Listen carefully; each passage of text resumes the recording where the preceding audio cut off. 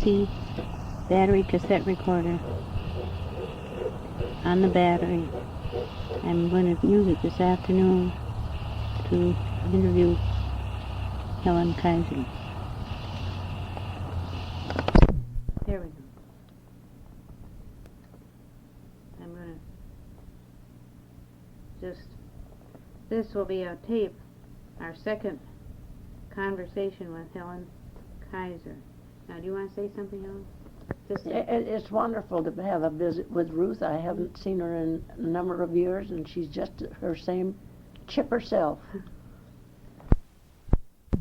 That's all right. Do you want to ask me a question? Yeah. There are a couple of things I want to review after our last meeting. But one is, I'd like to know more about your father. You told us about your mother and where she grew up and what she had done. And I'd like to know about your father and his business. My father was a lumberman, and he had extensive lumber holdings in the northern part of the state. And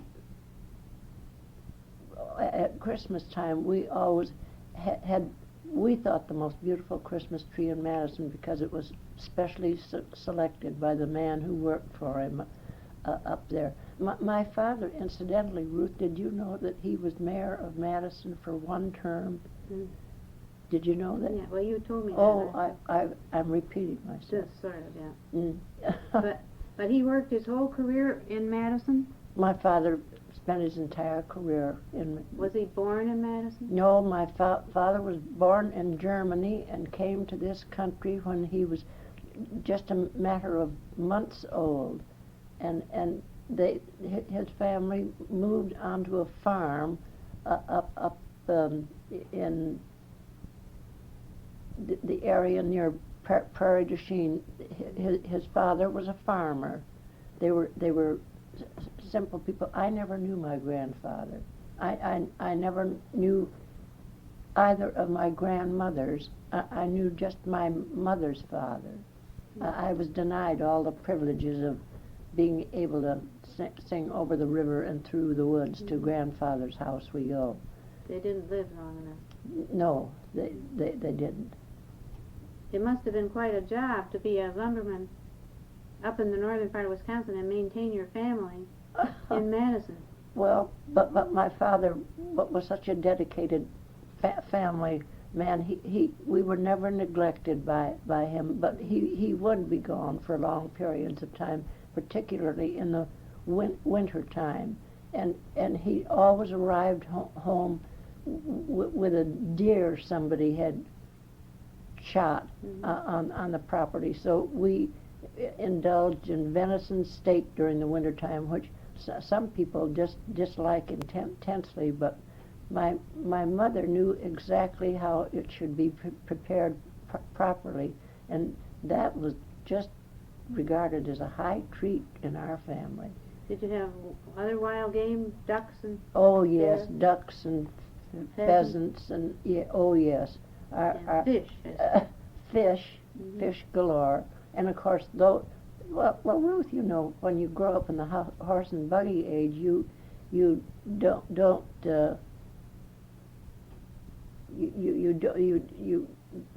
don't understand what the privations that people today would consider they were subjected to. You didn't have a refrigerator. You had an old-fashioned icebox. And you know, speaking of buggies, reminds me, Ruth, of a thing, and I wonder whether that's still in existence today. At the University Museum, my father used to take us down there if we were well behaved, of a Saturday afternoon, and Daniel Webster's carriage was there, and there was a man, a marvelous old black gentleman. We called him Uncle Sam, and we were permitted to sit in Daniel Webster's carriage. That's really a treat. Is that the museum still in operation? The museum is certainly still in operation, and I think Daniel Webster's carriage is probably still there. I'm not absolutely sure that it's still, but I remember seeing it, but I never can tell either. It might have been 30 years ago when my children were little. Did you take them on treats like that? Yes, I used to take them. Yeah. Carloads of kids from the neighborhood. And then try to keep track of them all as they scampered around there. Well, that you had a handful of responsibility, didn't you, Yes. Ruth? Yes. Yeah. Well, so that was your father's total business. He never retired? My father retired Mm-hmm. at an early age. I remember my grandmother and grandfather retired and but they were very young, went off to California in the wintertime, both of them sleeping together in an upper berth with baskets of food to keep them on the trip. Because they didn't want to spend any money. Well, but weren't those wonderful times, Ruth, when we traveled by train? I much preferred, of course, flying is marvelous, but on the other hand, you don't see anything of the countryside, and I hate to be denied that. Were you able to travel by train? Did your family keep a cottage up there in the north? Yes, we had a cottage up north, and in fact, up until about 10 years ago, my family still retained the cottage, and we would go and spend summer vacations on that beautiful lake up there. Of course, in addition to that, in the summertime, we lived on the lake, but my father would rent a cottage out in what is now Maple Bluff, and we would spend a summer out at Maple Bluff, or what is now part of Shorewood. There were cottages available there, and that was considered a very exciting vacation. That was country living. That was country living. There were lots of them, I think. I talked to Mrs. Coleman. I had a long talk with her in the tape recorder. And of course, the house that she lives in Maple Bluff, what originally was their cottage. That's they right. Spent there the summers. Yeah. How is Catherine these? Well, she's quite feeble, but she certainly is nice. And well, she must have gone to school with you and your sister. She was in my class. Mm-hmm. She and her, I think she and Jerome were twins, and they were so intellectual that it was just almost beyond any of us lowly folk to chat with them. I know she went to Bryn Mawr, which sounded kind of... Well, she was a marvelous student. She gave the oration at your graduation. She did? She told me about that. If you graduated when she did. She was the class speaker. Graduated from high school. I did not attend Bryn Mawr. No. So that, any of your other family go into the lumber business? No. Nobody did? No. My oldest brother was totally disinterested in it. He had a strict business career and eventually moved to California, which my father thought it was so dreadful to move that far away from the family that for a period of time he was almost unwilling to communicate with my brother. Your father did have strong family feelings. Oh, he had intense family feelings. That's nice, though, isn't it? Well, it made for beautiful family life. I feel badly when I think of families that are so sort of disrupted today. If they haven't had the experience of knowing what warm, caring family living is about, they can't ever know what they've missed, can they, Ruth? No, they can't. No, they don't. And it's so easy for people to get sort of separated and go off in all different directions now. Well, of course that has advantages, but as far as the family unit is concerned, it makes a difference, doesn't it? It certainly does. Yeah. Well, when you graduated from college, did you go to work for the university right away? To work when I graduated from college. No, I went into social studies work for a period of time. I was down in Alabama, and that was a rude awakening for me because I wasn't prepared for the attitude that many Southern people had toward black people at that time. I remember walking down the street one day with Roxy, a little woman, black girl, who came in to do housework and errands for us. And as I walked down the street with her, Roxy was at least 10 feet behind me, and I turned around and said, Roxy, I can't talk to you. Why don't you get up here? And she said, oh, no, ma'am, I ain't allowed to do that.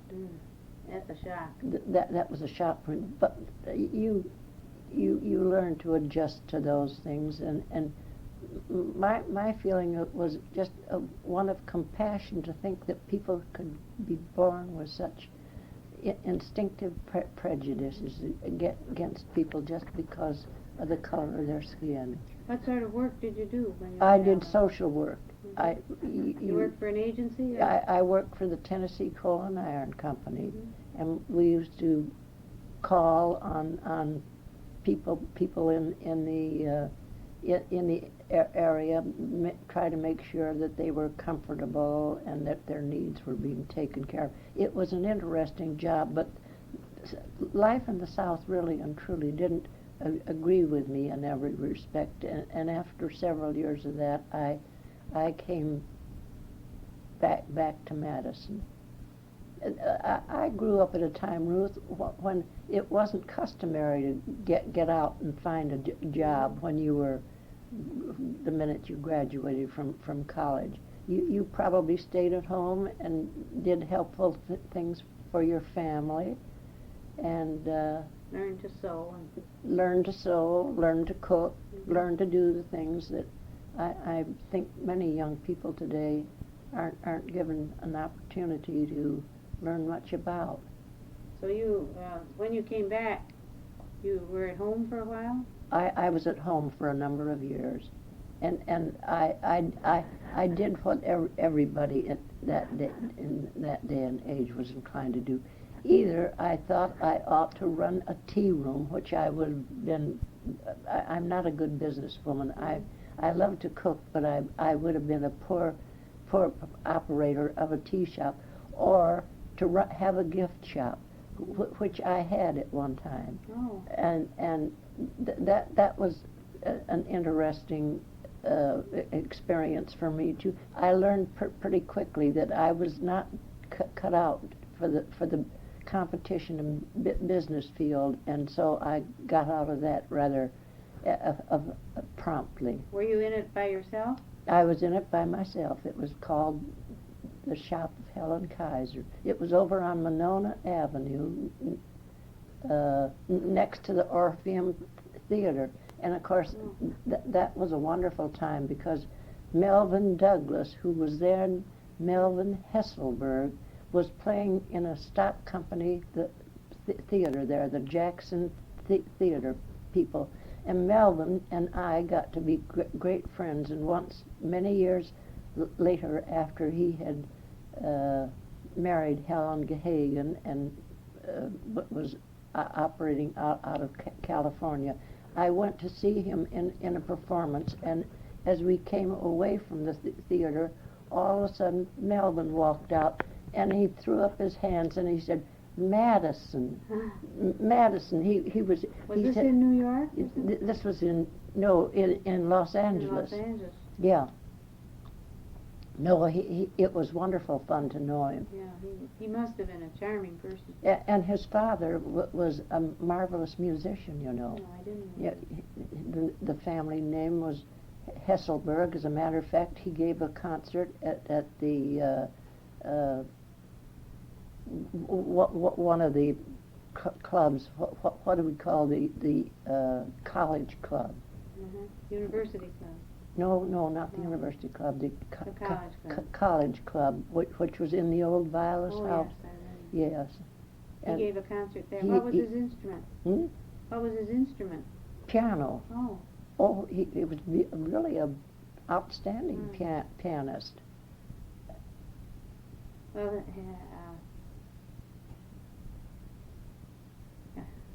something escaped me for a moment there. But Melvin Douglas really lived a long and fruitful career, didn't he? Oh, He never really retired. he coming kept back. right on going. I think he died when he was in his along in his 80s, and I think he continued to work in theater all during those years. He had a great talent for that sort of thing. He fell into the right nest. Yeah. Well, then when you, what did you do? Did you sell your gift shop? Did I what? Did you sell it, the gift shop? Yes, I sold it, and that must have been quite a responsibility. well, it was, but I loved it because I loved pretty things, and it was fun to learn how to deal with the public, but I was just simply not cut out to be a businesswoman. Did you lose a lot of money? No, I disposed of it, and I did so, and came out. I think even to the last nickel or dime. Wonderful. so I was you that. really did have some talent after all. No. You figure that wasn't talent, that was just luck. Yes. Well, then what did you do next? My next career was connected with the university. Louise Troxel was the dean of women, and a marvelous persons, and she decided that it would be appropriate for me to take a job with the university in her office, and it took a little persuading on her part to convince me I could handle the thing, because I had absolutely no training for the job. What training people have today, I'm not sure that it really prepares them for the job, because you just have to almost learn on a job of that kind, Ruth. Use your instincts more than anything. Yes, use your instincts in your heart, if you have one. I did that kind of work, you know. I was in the Dean of Women's office briefly, and then I did, and now at the law school.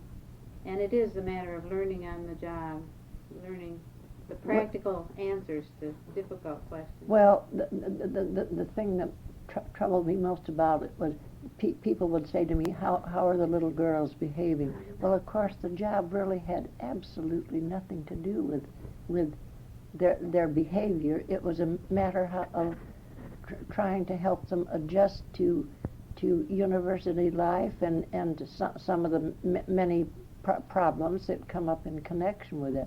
There was always the dating problem for girls. Thank heavens there were no at least we didn't know it if that sort of thing existed. That there were no drug problems, and drinking was pretty much a no at that time. It wasn't generally accepted that young ladies drank. That's right.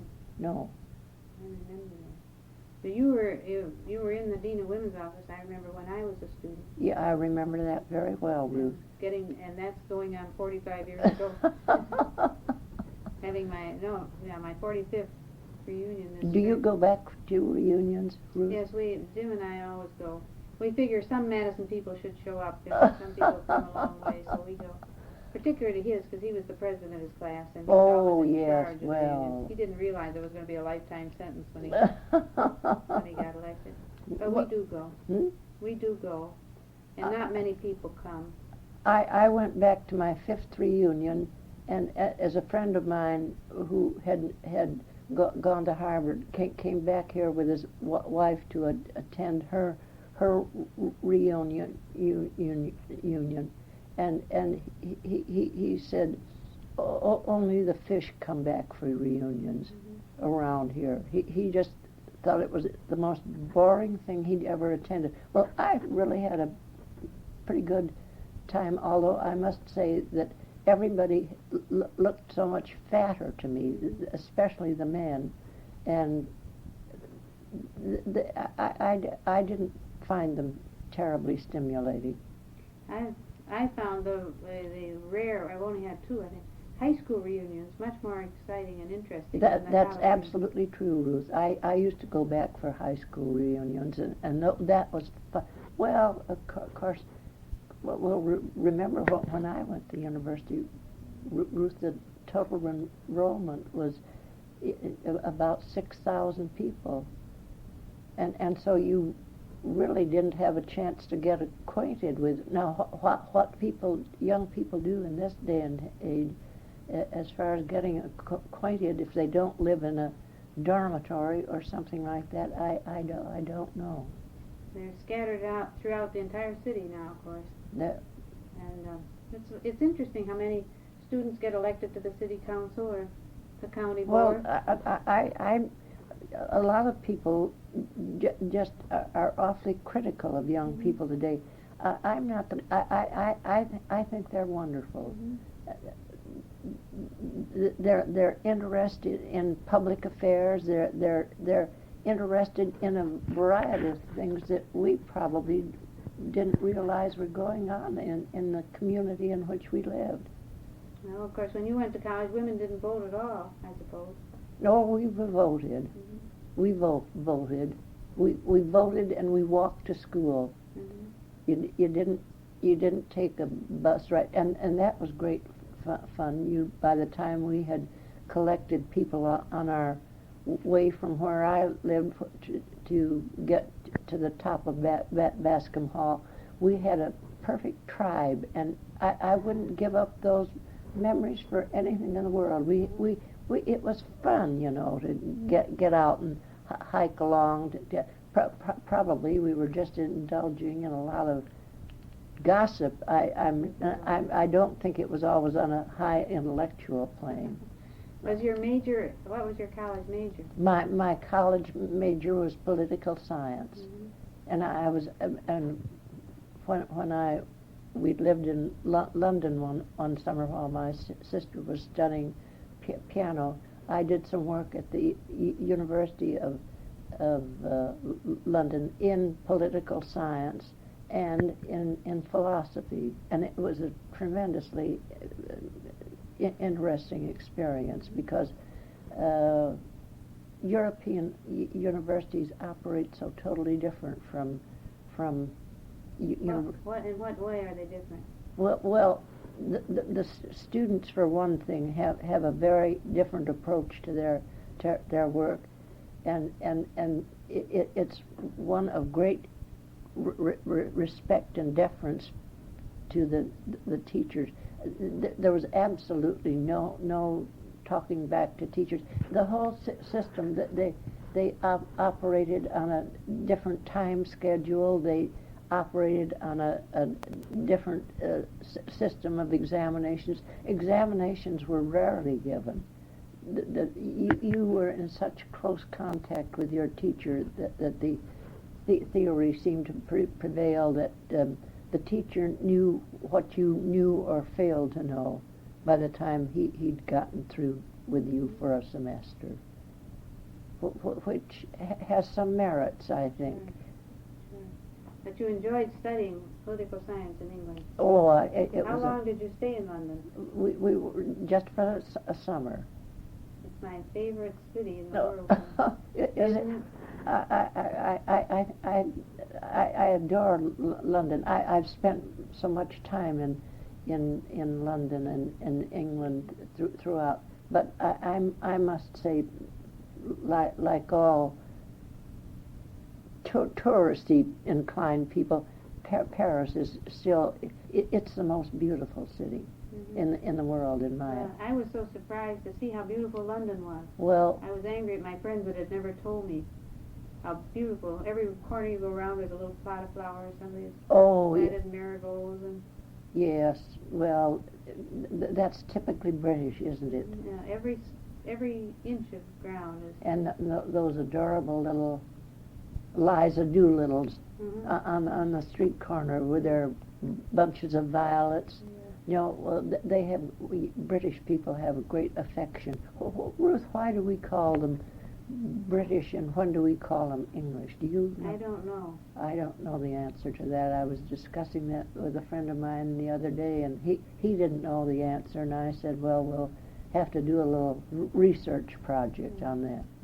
I just wouldn't know about it. So that when you came to work for Louise Troxel, that was, you were with Susan B. Davis and Susan B. Davis and Zoe Bayliss. And you were the... We were the quartet. And it was a great staff. There was never any disagreement among any of us. We just were extremely fortunate. Our personalities, we were totally different. Susan Davis, of course, was a marvelous Wisconsin historian. She was very much... Zoe Bayliss was extremely prim and proper, and that had an effect maybe on some of the rest of us, but of course Louise Troxel had been my practically my lifelong friend, so my affection was deeply implanted in her. Then maybe we should talk a little bit about her. I suppose that when she left, she may have been interviewed by the archivist. I hope she was, about her. Well, she when she left Madison, you know, she moved to California, and I don't know whether is this a national sort of a program. I don't think so, but they have extensive interviews with emeritus people, and I hope that somebody interviewed her, because she lived through a very important, in her career, a very important developmental stage in the university too. That's right. We lived through all the good years at the university, and I suppose we lived through some of the bad years. The Depression years. Yes, that's true. Although you know, strangely enough, people put so much emphasis on Depression years. Now, I don't remember. I can't say that we ever suffered because of the Depression years. I don't think so, but there must have been students who did. Students. I think there's students who still suffer today, Ruth. Yes. I'm sure of that. Well, the whole life of girls was different in those days. When I was in the university, in the middle of the 1930s, we stayed out till 10:30 during the week, and we were in at 12:30 at night. And you were in. That's right. Yes. There was no. Did they have WSGA rule set the rules? That was an interesting setup in a way, because that meant that students had a voice in hours and all of the activities that went on the campus. Isn't that true? That's right. In the houses and in the dormitories. I lived 1 year at Chadbourne Hall. Oh, which I went to because my mother had stayed there in 1904 or 5. Really? Yeah. Oh, that was a beautiful old home. Beautiful I still am sad when I go around that corner, because I have so many happy recollections of both Chadbourne and Barnard Hall, which were, of course, right next to Lathrop Hall, where our offices were. But Chadbourne was a beautiful place, I thought, and the suites of rooms, the space that we were given.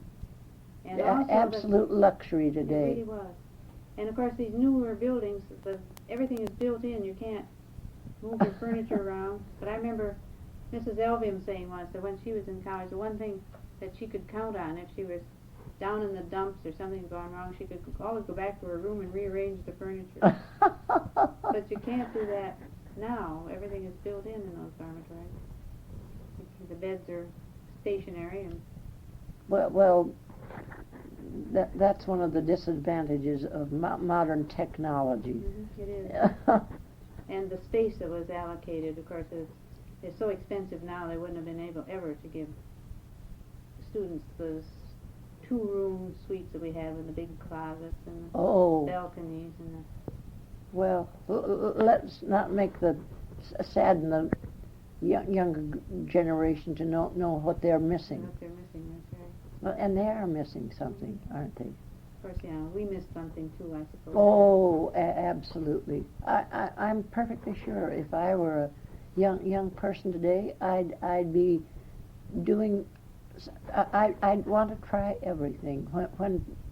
When people are condemned because young people are condemned because they're into drugs and things like that, there isn't a doubt in my mind that I would. From your days at the university, what the main interests of women students were? There were Having a good date. Mm-hmm. I suppose that was. Everybody thought about Friday and Saturday. Weekend. Well, that's just part of growing up, isn't it, Ruth? Actually. Well, and of course there were plenty of places like the chocolate shop. Oh yes. If you could get a boat to take you to a chocolate shop after a dance for one of those famous chocolate shop, Mr. Daniels, I think will go down in history as the creator of the best chocolate sauce in the world. And that hot Swiss milk. Oh, wasn't that wonderful? And the lovely Sunday dinners they served there. Oh, well, he wove himself into the hearts of. I think plenty of romances took place in Mr. Daniel's famous chocolate shop. I'm sure. Yeah. Of course, there was a certain amount of romance going on at Lohmeyer's too. Were girls allowed in Lohmeyer's? Yeah. Wasn't that a beer joint? It was a beer joint, but we were allowed there. But and the Flame. We were allowed in Julius Giller's The Flame. Oh, what wonderful old Julius Giller. And the campus. The campus, was that called? That the Herman Wagner owned? I don't remember that. I lived on. I never joined a sorority, so I lived in a room. You didn't? I never did. Good for you. Some wonderful guardian angel tapped me on the shoulder at the right moment. And said, "This is not for you." Yeah. Good for you, Ruth.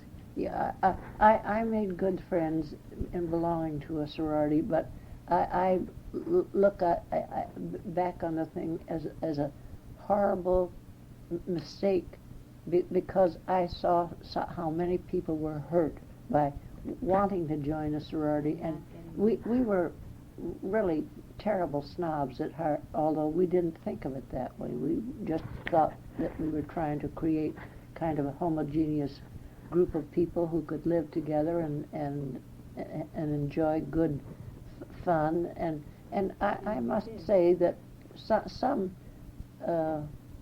intellectual discussion occasionally went on at the Pi Phi house. We would invite one of our favorite professors to come over for dinner, and it was a question of who got to sit next to the teacher, not so much because we were looking for gems of wisdom, but I think it was provoked by the fact that it was a good chance to butter up your favorite teacher. We weren't beyond that at all. Well, I lived in a house where so I ate all my meals in the Union practically, and I realized when I graduated from college that what you say is true. My Wausau friends were all sorority girls. I was the only one that wasn't. I knew everybody they knew, and I also knew hundreds of people they'd never known, because mingling around in other groups on the campus, you got acquainted with all different kinds of people. And they missed a lot of that. They were talking about just at a little reunion we had a couple years ago, they were talking about that John Weaver, for instance, had been in the university with us, but they'd never met him, and they were talking about all the famous people out of our time that were here that they never got to meet. Was John Weaver the wonderful mathematician? No, he was the man that became president of the university, you know. He was the Andrew Weaver's son, John. Oh, of course, Ruth. He was a debating partner of Jim's. Was Jim a fraternity man? He belonged briefly to the Chi Phi's, and then he belonged briefly to the SAEs. And in his sophomore year, he gave them all up. And then, Good for Jim. yeah, it took him a while to realize that. Yeah, well, that isn't being a fraternity man wouldn't sit well with Jim, would it? No, he has different interests than they had, I think. But nevertheless, it was a wonderful university.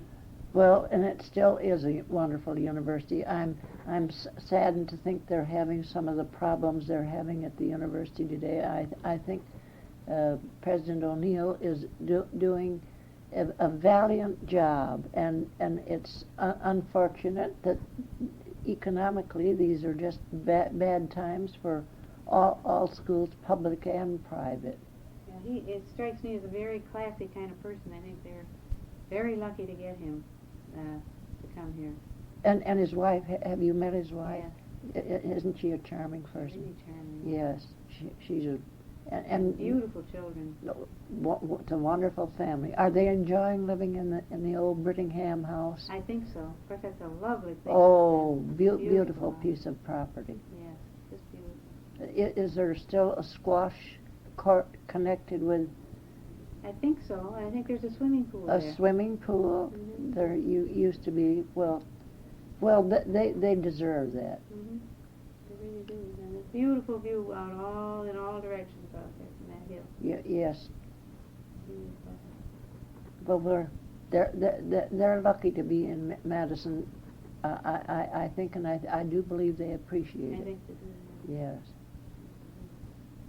But your sisters all went to the same university? My sister-in-law. Your sisters all went to the same university? Oh, we all went to university. That was, yes. Several of my older sisters became engaged while they were in the university, and they were more interested in matrimonial plans than they were in their university career, and two of them discontinued when they were juniors in college, which to this day they still regret. And they never went back? They never went back to complete their education, which was unfortunate, but... We talked a little bit the other day about Stella, but not a whole lot, and your mentioning going to London with her reminded me that she must have brought a lot of life and interest into your family, didn't she? Oh, Stella, she was everybody's favorite. Somebody said to me at one time, aren't you jealous of everybody being so in love with Stella? And I said, no, I just consider myself extremely fortunate to be able to share her with all her admirers. She was such a dedicated person professionally. Somebody said to her at one time, how come that you and your sister Helen never married? And Stella's reply was, we didn't know the last one that asked us to marry him was going to be the last one. Which was typically Stella, wasn't it? Yes. Your children studied with her, didn't One of them, yes. Yeah. And enjoyed it, and I enjoyed it. I used to sit in on the lessons because I had to wait for Anne. And she really was. She had such marvelous taste in music that she passed on to kids. Well, she often felt that if students, they weren't all designed to be Myra Hesses, and her theory was if she could impart an appreciation of music in the minds and hearts of these cunning young children, that was sufficient. She was musical from the time she was born? We had an beautiful old-fashioned rosewood square piano, and from the time that Stella was old enough to toddle over and get herself up on the piano stool, she was twiddling with notes on the piano. It was just such an integral part of her, you know. But not of any of the other children? There were no other musicians? We all studied music in some way. Some had vocal lessons. I had piano lessons for many years, and I'm ashamed to say I didn't keep it up, but it gave me an appreciation of music that it has remained a lifelong thing with me. One of my sisters had a very pleasing voice. She studied voice, and another one studied violin, and that was agony for the family, because if you've ever had a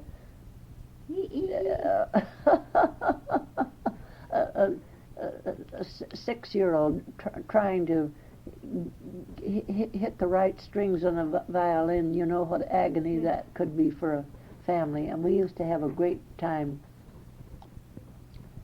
twitting her about it, but she was such a good-natured person that she took it all in stride.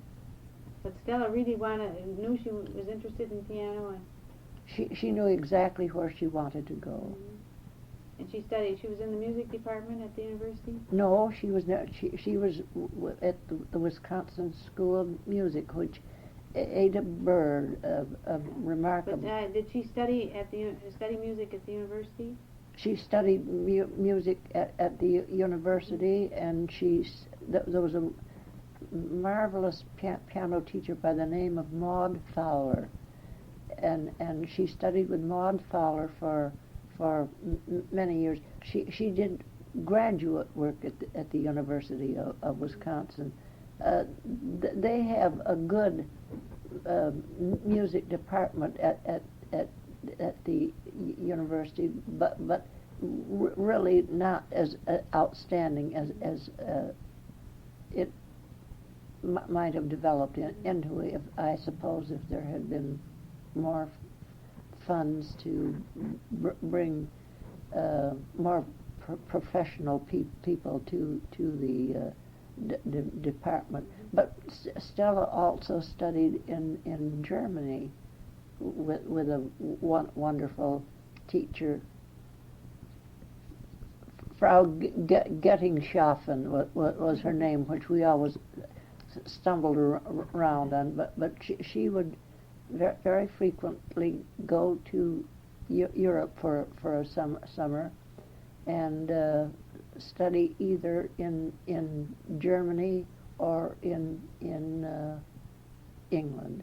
And she always preferred to teach rather than be a performing artist herself? Yes, absolutely. She had no interest, or she was an excellent musician herself, but that never appealed to her. It was a matter of sharing her own enthusiasm for music with young children, which she felt was so terribly important.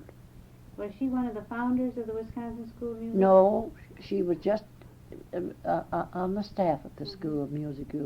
Ada Bird was the founder of that music school. She lived in our neighborhood and used to hear Stella playing on the piano, and I remember her saying to my father at one time, "There's a girl who ought to have the opportunities to study music seriously. She has a unique talent for it." And how right Miss Bird was. Stella was a wonderful teacher. Oh, she really, and I appreciated that more.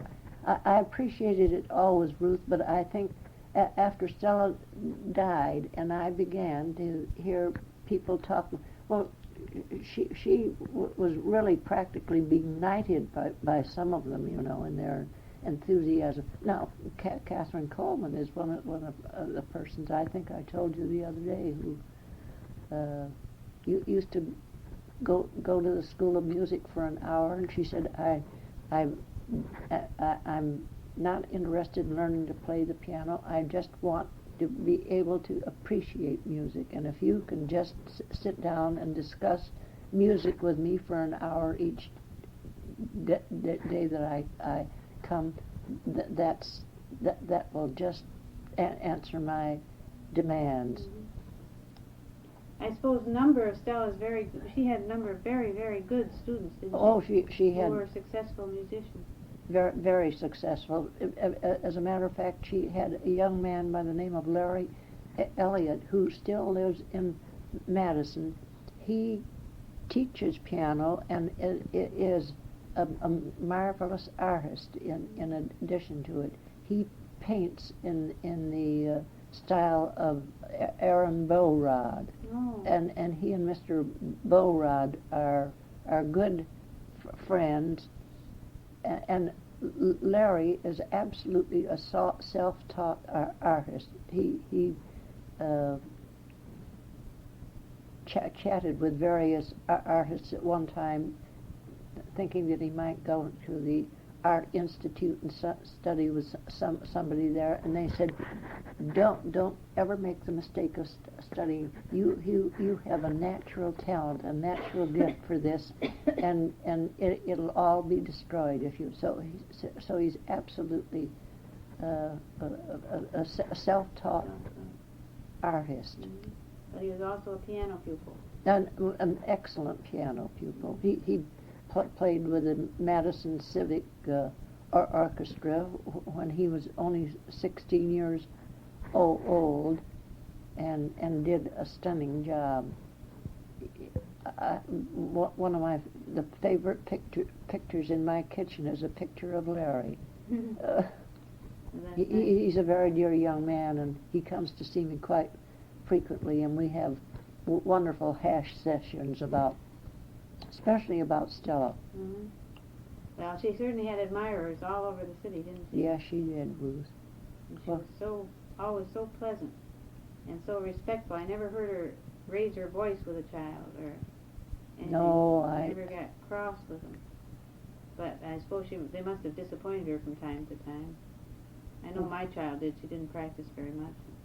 Well, Stella, they were getting something out of it, though, Ruth. Sure. Yes. Stella was, I think, not only a beautiful person physically, she was beautiful within herself, too. She had marvelous ideals and But she wasn't pompous or anything. No. She Very was relaxed. really quite a humble person, you know, Ruth. I lived with her all those years, and somebody said to me at one time, "Don't you and Stella have?" Well, of course we had differences of opinion about things, but I said anybody who can't live happily with Stella just better stop and think about it. You couldn't possibly have a violent argument with Stella. That just wasn't part of her nature. Well, Madison was lucky to have her Well, as long as they did. Yes, they were, and I'm sure Madison appreciated her.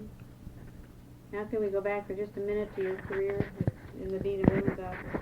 Were you, did you have a particular jurisdiction? I was sophomore advisor, which meant that students, when they got into their sophomore year, were needing some directives about. You had to begin to think about what your major field was going to be at that time. You would have, because by the time you got to be a junior, you had to. I don't know if the same theory applies today. You had to be ready to declare your major, and many of them were just floundering. Well, that's a very difficult decision to make, I think. Some people just instinctively know that they're interested in medicine or law or professions of that nature, but many of them have no idea what they want are interested in, and so I began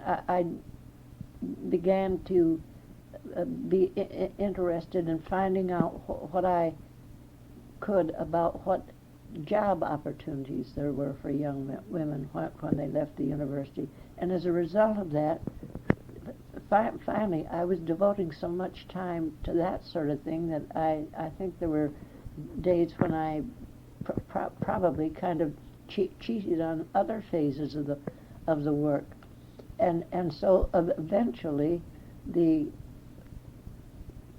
placement office at the university came into being. It demanded a full-time person, and that was just a matter of the outgrowth of the work that we did, and that I happened to be interested in the office, and Emily Cherbnick became the head of that department, and she became an advisor not only to women students but men students as well. She had a really feeling for that subject. She's living in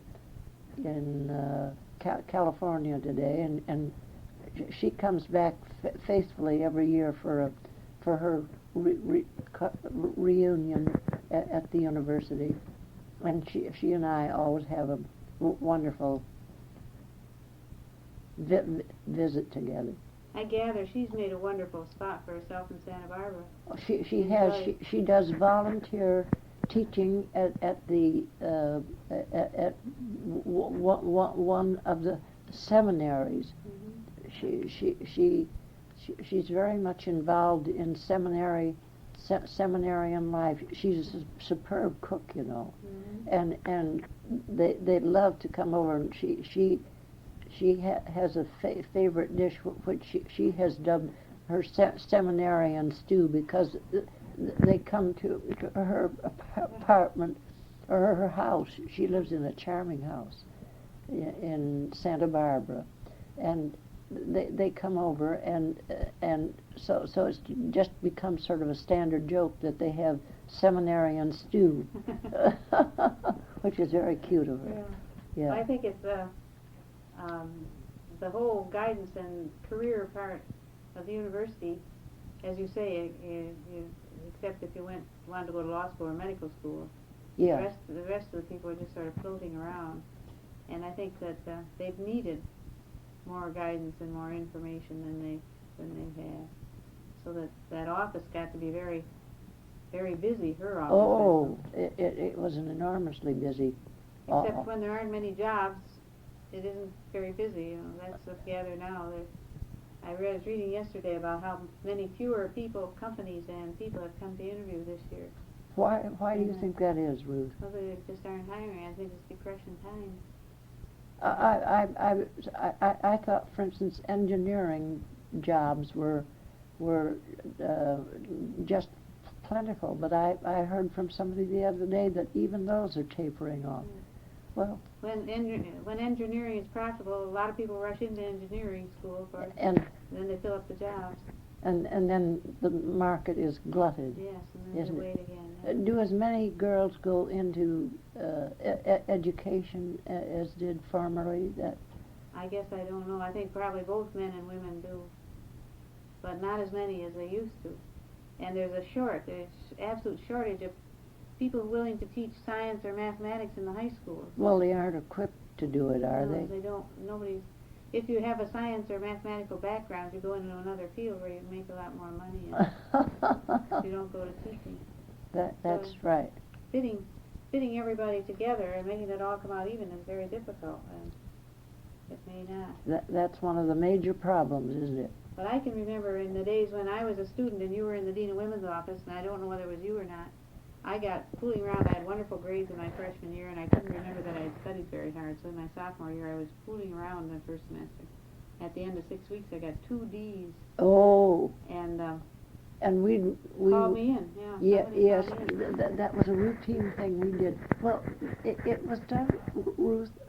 I think it was hard for students to always understand it, but it was done with the idea of trying to find out what was basically the matter with their study habits. Maybe they were in a field that they couldn't handle, and so if anybody had a D or 2 Ds, they got a little invitation to come in and chat about the matter with us. I thought that really stunned me because I realized that somebody else knew about what I had done. Oh, you thought that was strictly private? I thought it was private and I could take care of it by myself, and then I realized that somebody had been looking at my record and I better clean it up. Well, the and it did help, of course. It did help. I went right to work and you got bit busy. Yeah, I got rid of them right away. But that was an interesting experience. And I must say I enjoyed when I was briefly in the Dean of Women's office. I enjoyed those contacts when you invited people in just to talk to you about something. You meet a lot of very interesting students. You know, that office kept a personal record card of every student in the university. Susan Davis handled, took care of freshmen. I took care of sophomores, and Louise Troxel took care of juniors and seniors, because by the time the junior and senior class came along, there was considerable dwindling. And we sent for every student and invited them to come in to give us an opportunity to get acquainted with them, try to acquaint them with the services of the office, and feel perfectly free and comfortable about coming in to chat with us at any times. Funny things used to occur in connection with that. I don't know whether that policy still prevails today, but if you missed the last class for vacation time, you were notice was sent to our office saying that the student had missed the last class.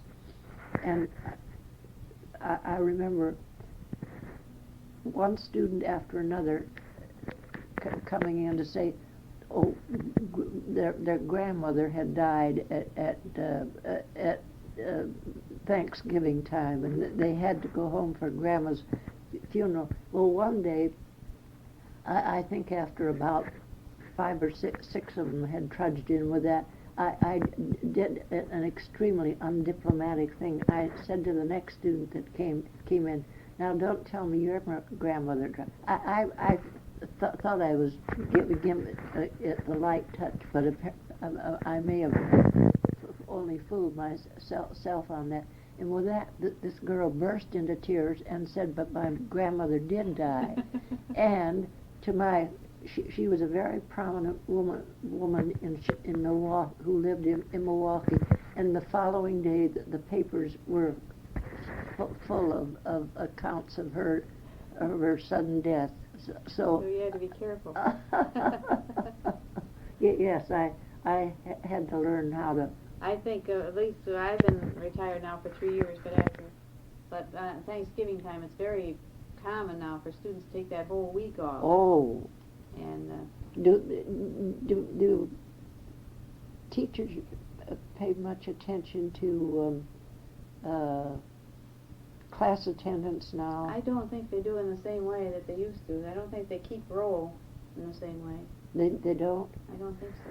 Oh. I suppose some of them do, probably. It probably varies.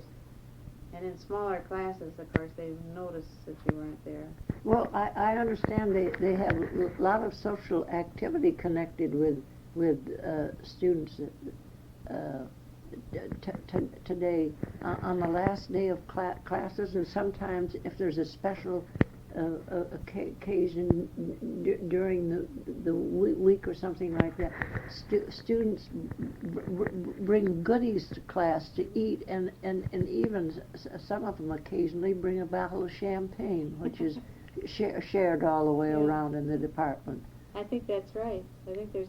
Is that common practice? And it does seem to me also that the school year is so short now. The university is now adjourned for all intents and purposes until about the last week of January. That's right.